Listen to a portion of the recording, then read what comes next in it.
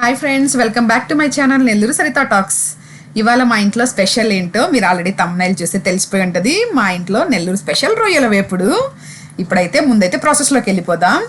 First 3 spoons of oil, table spoon అయితే 6 spoons తీసుకోండి. ఇలా మా నెల్లూరులో అయితే ఇలా గొంట గరిటెలు అంటాం అనమాట. దాంతో అయితే 3 స్పూన్స్ సరిపోతుంది అనమాట. ఆయిల్ అయితే వేసేసుకున్నాం.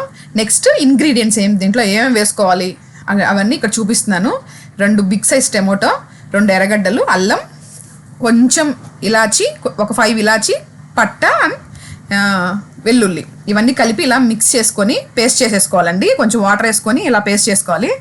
ఇలా పేస్ట్ ఆయిల్లో వేసేటప్పుడు కొంచెం వంట సిమ్లో పెట్టుకోండి, లేదంటే మొహం అంతా మనం మొత్తం పేస్ట్ మొత్తం ఉంటుంది మన ముఖానంతా. ఆయిల్ అంతా చిటపట్లాడిపోతుంది అనమాట. అది తగ్గిస్తే అది చిటపట్లాడదని తగ్గిపోతుంది. ఇలా వేసుకొని కొంచెం కలిపేసుకోవాలి.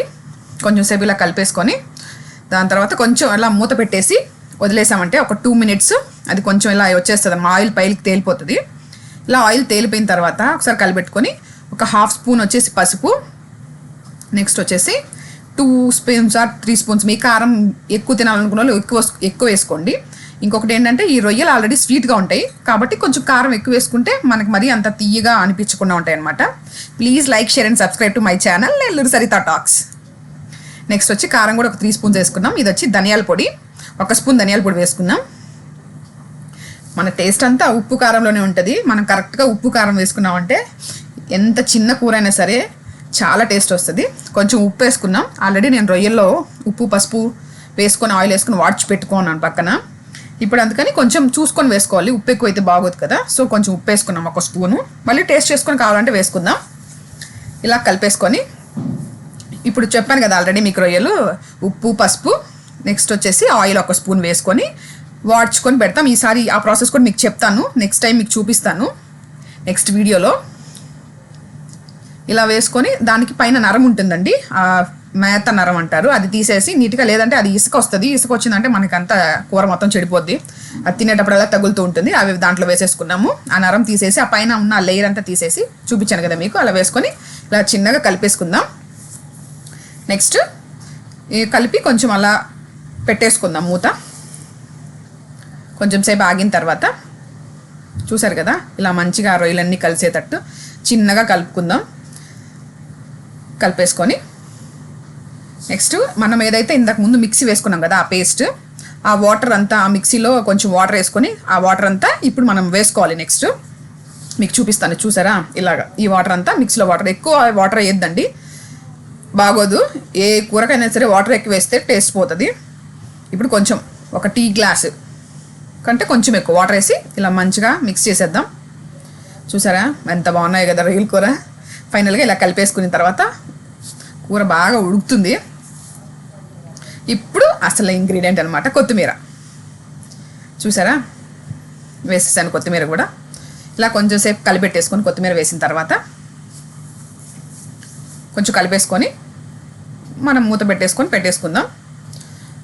ఇలా ఒక 15 మినిట్స్ కొంచెం మీడియం మంట పెట్టేసుకొని మీడియం ఫ్లేమ్ పెట్టేసి మనం పెట్టుకొని ఒక 15 మినిట్స్ వదిలేసామంటే బాగా ఉడికిపోతుంది.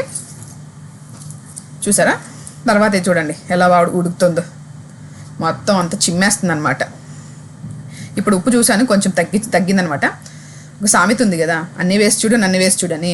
ఉప్పు తగ్గిందంటే కూర టేస్టే పోతుంది, ఉప్పు ఎక్కువైనా కూడా కూర టేస్ట్ పోతుంది అనమాట. సో ఇలా కొంచెం ఉప్పు తగ్గింది, ఇంకొంచెం ఉప్పు యాడ్ చేసుకున్నాం మనము. యాడ్ చేసుకొని చూసారా రొయ్యలు ఎంత బాగున్నాయో, సూపర్గా ఉంది కదా. టేస్ట్ అయితే సూపర్గా ఉంటుంది. అస్సలు నాకు చాలా ఇష్టం రొయ్యలు అంటే. చూసారా ఫైనల్గా ఇందాక మీకు చూపించాను కదా ఆ గ్రేవీ టైప్ కూడా మనం రైస్లో కలుపుకొని తినచ్చు. ఫైనల్గా చూసారా రొయ్యలు తప్ప ఇంకేం కనబడట్లేదు కదా, అలా ఉండాలన్నమాట ఫ్రై అంటే, రొయ్యల ఫ్రై అంటే. ఈ కొంచెం చూసారా రొయ్య ఎంత బాగా వేగిందో, అలా ఎర్రగా ఉండాలి రొయ్య, అలా ఎర్రగా గోల్డెన్ కలర్ వచ్చేటట్టు మనం రొయ్యలను వేగించుకోవాలి, మంచిగా కలుపుకోవాలి.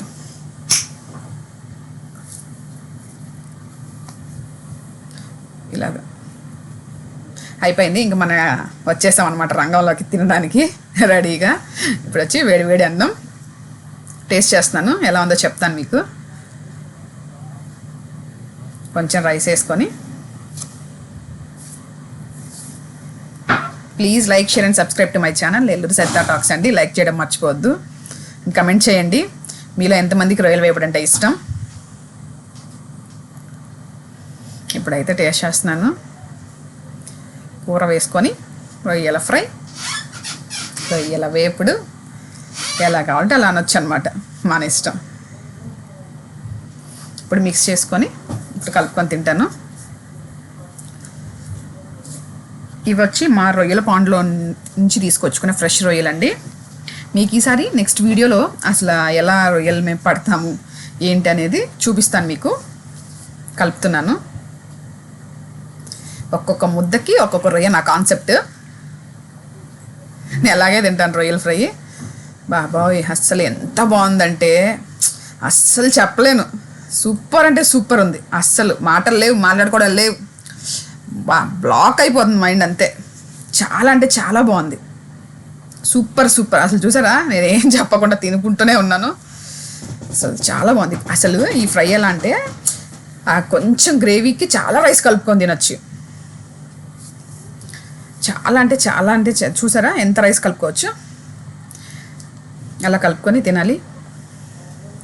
తింటే చాలా అంటే చాలా బాగుంది. అస్సలు మాట్లాడుకోవడాలే లేవు. చాలా బాగా వచ్చింది. Please like, share and subscribe to my channel Nellore Sarita talks. Bye friends.